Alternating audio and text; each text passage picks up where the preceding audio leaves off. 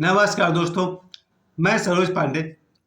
15 मार्च को बाबा बागेश्वर देवघर आ रहे हैं। यानी आज 13 मार्च है।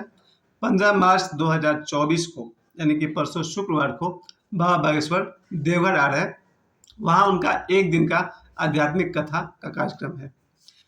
कुछ ही दिन पहले, आज से लगभग 8 तारीख को, उन्होंने 157 157 जोड़ियों का विवाह किया, यानी कि गरीब बेटियों का विवाह संपन्न करवाया। मैंने अपने जीवन काल में कभी किसी ऐसे महापुरुष के बारे में नहीं सुना है, न देखा है, जिन्होंने 157 जोड़ियों का विवाह एक साथ करवाया हो। मेरी जानकारी में आज तक ऐसा कोई नहीं है। इससे पहले मैं परमहंस राहुलेश्वरानंद जी के आश्रम में भी गया था। वहाँ मैंने 21 जोड़े 51 जोड़े वहाँ तक मैंने देखे हैं, लेकिन 157 जोड़ों का विवाह करने वाला ये नौजवान पंडित धीरेन्द्र कृष्ण शास्त्री, ये मेरी नज़र में पहला नौजवान है जिसने अपने सालों भर की मेहनत की कमाई या उनके बागेश्वर धाम का जो चढ़ावा है, लोगों का गिफ्ट है, सारे जिम्मेवारी किसके कंधे पर थी? बाबा बागेश्वर के कंधे पर थी। एक बेटी का विवाह करना लोगों के लिए जीवन भर की कमाई का सवाल होता है। ये लड़का बाबा बागेश्वर अपने पूरे साल भर के चढ़ावे को बेटियों के विवाह में अर्पण कर दिया है। मैंने अपने जीवन काल में ऐसा महापुरुष नहीं देखा है। इससे पहले मैं जिन महापुरुषों से प्रभावित रहा हूँ, प्रभावित क्या कहना है, भक्त रहा हूँ, भगवान श्री राम है, उसके बाद भगवान श्री कृष्ण, फिर आए गौतम बुद्ध और बाबा बागेश्वर। ओशो का मैं नाम नहीं ले रहा हूँ क्योंकि वो मेरी आत्मा है, उनको किसी कैटेगरी में रखने की जरूरत नहीं है। क्योंकि अगर ओशो नहीं होते तो हमको भगवान राम भी समझ में नहीं आते। भगवान राम को एक आम आदमी क्या समझ पाएगा? यही कि वो भगवान है, महापुरुष है, लेकिन अंतिम में एक दो दृश्य ऐसे आएंगे जहां आपको भी समझ में नहीं आएगा कि जब वो उन्होंने माता सीता को अंत में निकाल दिया तो वहां उन्होंने प्रजा का ध्यान रखा, पत्नी का ध्यान नहीं रखा। क्योंकि प्रजा उंगली उठा रही है तो प्रजा को छोड़ देना चाहिए था, तो उन्होंने पत्नी को छोड़ दिया। आप कहेंगे एक राजा होने के नाते सही है, तो मैं कहूँगा एक पति होने के नाते सही नहीं है। खैर, भगवान राम पर बोलना इतना आसान नहीं है। भगवान राम जो भी करेंगे वो हमसे करोड़ गुना बहुत बड़ी चीज़ है। उनका डिसीजन है। भगवान राम को अगर कोई समझा और समझा सका तो मेरे नज़र में ओशो ने समझाया। तो अगर मैं भगवान राम को भी समझ पाया हूँ तो ओशो के कारण भगवान कृष्ण आपको आसानी से समझ में नहीं आएंगे।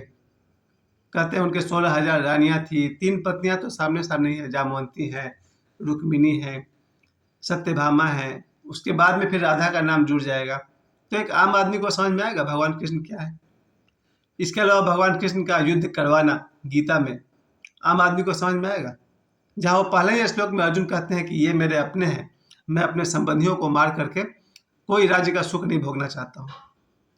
सुनने में कितना अच्छा लगता है कि अर्जुन सही बोल रहा है, ये मेरे अपने हैं, रिश्तेदारों को मार कर क्या सुख भोगना। लेकिन कृष्ण को पता है कि यही रिश्तेदार आगे जाकर अभिमन्यु को इतनी बुरी तरह मारेंगे कि आपका विश्वास उठ जाएगा।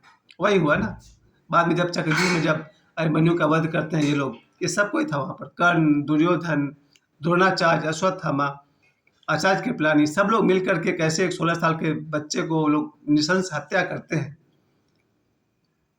और उन लोगों को अर्जुन शुरू में कह रहा है कि ये मेरे अपने हैं, इनको मारकर मैं युद्ध नहीं करूंगा। कृष्ण की ऊंचाई को समझने के लिए मुझे ओशो से आंखें मिली ताकि मैं समझ पाया कि भगवान कृष्ण क्या है। उसके बाद आए भगवान बुद्ध। क्योंकि भगवान राम के अनुसार चलिएगा तो सिर्फ नैतिकता के पथ पर चलना पड़ेगा, क्योंकि भगवान राम एक नैतिक महापुरुष है। पूरे रामायण में आप देखेंगे कहीं वो कुछ अनैतिक काम नहीं करते हैं, चाहे युद्ध हो या राजकाज हो या सामाजिक काम हो, सब जगह उनकी जो नैतिकता है वो 100% है। फिर आते हैं भगवान कृष्ण, वो ना नैतिक है ना अनैतिक है, वो परानैतिक हो जाते हैं। गलत काम तो कहीं नहीं करते हैं, लेकिन कहीं कहीं सीमा तोड़ देते हैं। भगवान कृष्ण जहाँ वचन देते हैं मैं युद्ध नहीं करूंगा, और वचन तोड़ देते हैं। ऐसे व्यक्ति को समझना आसान नहीं है। भगवान कृष्ण को अगर कोई मुझे समझा सका तो उसको समझा सके। ये 16,000 रानियों वाला, राधा और 3-3 पत्नियों वाला, युद्ध करवाने वाला, और भी बहुत सारे प्रशंसा हैं भगवान कृष्ण के। अगर भगवान कृष्ण को जब कहा गया उन्हें वो पूर्ण अवतार है, 16 कलाओं से विभूषित हैं, कैसे समझ पाइएगा? इतना आसान है। जहाँ उनका एक दृश्य आता है भगवान कृष्ण का, वो स्त्रियों के वस्त्र लेकर के वो पेट पर बैठे हुए हैं। वो कैलेंडर भी छपता था। जब मैं छोटा बच्चा था तो मैं देखता था हटिया में कैलेंडर बिकता था, भगवान कृष्ण कदम के पेड़ के ऊपर बैठे हुए हैं, बांसुरी बजा रहे हैं और स्त्रियों के वस्त्र पेड़ के ऊपर लपेटे हुए हैं, नीचे स्त्रियां नहा रही हैं। तो तब मुझे लगता नहीं था कि यदि भगवान है तो कैसे भगवान है वगैरह वगैरह। खैर, आज भी अगर मैं भगवान कृष्ण को समझ पाया तो स्वीकार। और कृष्ण के अनुसार अगर आप चलेंगे तो युद्ध जीतने के लिए आपको सब कुछ करना पड़ेगा। रामचरितमानस में आप देखिएगा, सही काम से भगवान राम ने किया, वो लोग गलत करते थे जो रावण की तरफ थे, लेकिन भगवान राम की तरफ से कभी कोई गलत काम नहीं हुआ। लेकिन महाभारत आते आते कृष्ण ने एक चीज साबित कर दिया कि युद्ध को जीतना है तो छल का भी सहारा लेना चाहिए। क्योंकि चाहे भीष्म को मारना हो या द्रोणाचार्य को या अश्वत्थामा को तो कोई मारा नहीं है, जिनको भी मारा है कर्ण को, सबको छल के द्वारा भगवान कृष्ण ने मारा। क्योंकि भगवान कृष्ण का फॉर्मूला है everything is fair in love and war. प्रेम और युद्ध में सब कुछ जायज है।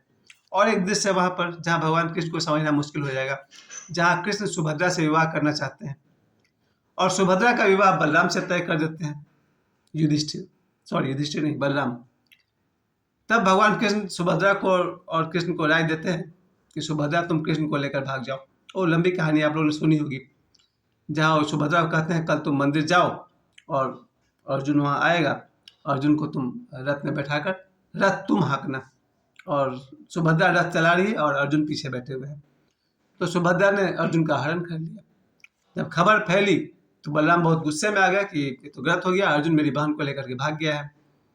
कृष्ण ने पूछा कि हम तो कुछ और सुने। बलराम ने कहा क्या सुने हो? कृष्ण कहते हैं कि भैया रथ कौन चला रहा था? तो बलराम ने कहा सुभद्रा। तो फिर कौन किसको लेकर भागा? अर्जुन ने लेकर भागा या सुभद्रा अर्जुन को लेकर भागी? तो बलराम समझ गए कृष्ण की सब बदमाशी है। खैर, इस तरह से भगवान कृष्ण ये कह रहे हैं कि युद्ध जीतने के लिए गलत सही कुछ का भी सहारा लिया जा सकता है, लेकिन युद्ध का जो उनका जो कारण था वो सही था भगवान कृष्ण का। लेकिन भगवान बुद्ध जब आते हैं, उसके बाद आते हैं भगवान बुद्ध। उनका कहना है हिंसा से किसी के शरीर को छेद करके काट करके हिंसा को नहीं मिटाया जा सकता। क्योंकि भगवान बुद्ध यहाँ पर समझते हैं कि अगर कोई दुष्ट आदमी को आपने मार भी दिया तो फिर वो जन्म ले लेगा पुनर्जन्म के अनुसार। जैसे गीता में पुनर्जन्म है, धम्मपद में पुनर्जन्म है, खुद भगवान बुद्ध कहते हैं मेरे 650 जन्म की कथा। तो अगर किसी दुष्ट को आपने वध भी कर दिया वो तो फिर जन्म ले लेगा, तो फिर खत्म कहाँ हुआ? कभी कभी तो दुश्मन अगर मर करके अपने रिलेशन में पैदा हो जाए, कोई दुश्मन ही मेरा बेटा बनकर पैदा हो जाए, बेटी बनकर पैदा हो जाए, वो तो जीवन भर तबाह करेगा।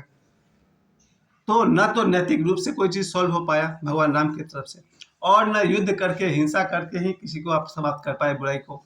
तब आते हैं गौतम बुद्ध और उन्होंने कहा है कि न तो पापी की हत्या की जरूरत है, वो कहते हैं मन को ही काट डालो। भगवान बुद्ध शरीर को काटने की बात नहीं कर रहे कि तीर से मार दो कि तलवार से मार दो। भगवान बुद्ध कहते हैं सारे शैतानियों का जड़ है मन। मन ही पूरे रामायण में हर जगह काम कर रहा है, मन ही पूरा महाभारत करवा रहा है, जहाँ दुर्योधन द्रौपदी का अपमान कर रहा है। मन ही सब पापों का मूल है। भगवान बुद्ध सीधे मन को मार डालते हैं। उंगली मार की कथा में आप देख रहे हैं, उन्होंने उंगली मार को न तलवार से मारा न तीर से मारा, उसके मन की हत्या कर दी। तो फिर वो बन गया, वो वहां से वो बहुत बड़े महात्मा बन जाते हैं उंगली मार, अहिंसक नाम से। उसी तरह से भगवान बुद्ध कहते हैं कि बुराई को, बुरे व्यक्ति को नहीं मारना है, पापी को नहीं मारना है, उसके मन को मारना है। और मन सिर्फ ध्यान से मरता है, अदरवाइज नॉट। तो भगवान बुद्ध का जो अब तक का अंतिम उपाय था वो यही था, मन की हत्या कर दो, बात खत्म।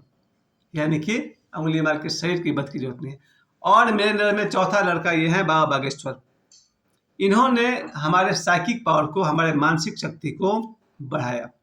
क्योंकि आज से 10 साल पहले यही लड़का, जो एक समझो कि भिक्षा मांगकर गुजारा करने वाला लड़का, जिसके पास 2 रुपए का पार्ले जी बिस्कुट तक नहीं होता था, एक कपड़े पहनने वाला लड़का, आज 10 दिन क्या, लगभग 1 महीने तक लगातार बाबा बागेश्वर धाम में कार्यक्रम किए और 157 बेटियों की शादी की। हर एक बेटी के पीछे उनका लगभग 5 लाख रुपए खर्च रहा होगा।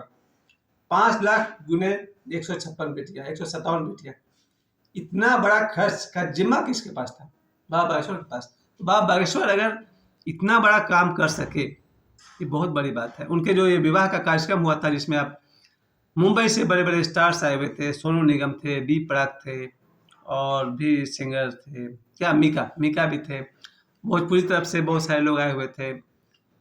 और नेतागण में वहाँ के मुख्यमंत्री, क्या नाम बताए थे बेटा, मध्य प्रदेश के मुख्यमंत्री श्री मोहन यादव जी ना, श्री मोहन यादव जी भी आए थे। उन्होंने बहुत अच्छी बात कही। मोहन यादव जी कहते हैं कि बाबा बागेश्वर से कि अगले साल से जब बेटियों का विवाह होगा तो विवाह सरकार की तरफ से होगा, ये सरकार का अनुदान है। बहुत बड़ी बात है। बाबा बागेश्वर के विषय में मैं यही कहना चाहूँगा कि उन्होंने मेरे नज़र में भगवान राम के बाद भगवान कृष्ण के बाद गौतम बुद्ध और उसके बाद ये बाबा बागेश्वर, इनका एक ही देशना है, भोजन शुद्ध हो, यानी कि मांस मछली शराब लहसुन प्याज से दूर रहना चाहिए। दूसरी बात, साधना करनी चाहिए, राम नाम जपें, हनुमान चालीसा पढ़ें या रामचरितमानस पढ़ें, धार्मिक ग्रंथ पढ़ें। और तीसरी बात, ध्यान करें। अब तो उन्होंने 3 मार्च को, इसी 3 मार्च को मेरे जन्मदिन पर उन्होंने पूरे 5 लाख लोगों को आंख बंद करके ध्यान करवाया। 5 लाख लोग बिल्कुल आंख बंद करके बैठे हुए थे। बाबा बागेश्वर भी आंख बंद किए हुए थे। स्टेज पर जितने लोग थे सभी ने आंख बंद किया हुआ था। उन्होंने सामूहिक ध्यान करवाया। ये मैंने 2-4 महीने पहले कहा था अपने मोबाइल पर किसी जगह पर कि आने वाले समय में बाबा बागेश्वर मेडिटेशन करवाएंगे, और वही हुआ। बाबा बागेश्वर ने 5 लाख लोगों को एक साथ मेडिटेशन करवाया। इससे पहले यही घटना घटती थी पूना में, जब 10,000 लोग एक साथ ओशो के सामने बैठकर ध्यान करते थे। आज 30 साल बाद बाबा बागेश्वर के सामने 5 लाख लोगों ने आंख बंद करके श्वास पर ध्यान देते हुए ध्यान किया। इन महापुरुष के विषय में जितना कहूँ कम है। आज मैं इतना ही कहना चाहता हूँ। परसों 15 मार्च शुक्रवार को बाबा बागेश्वर देवघर आ रहे हैं। देवघर कॉलेज मैदान, जो देवघर का मंदिर है, बैजनाथ मंदिर है, वहाँ से शायद 5-10 किलोमीटर के अंदर है।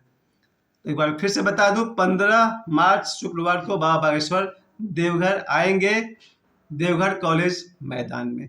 मुझे समय देने के लिए आप सभी को बहुत बहुत धन्यवाद।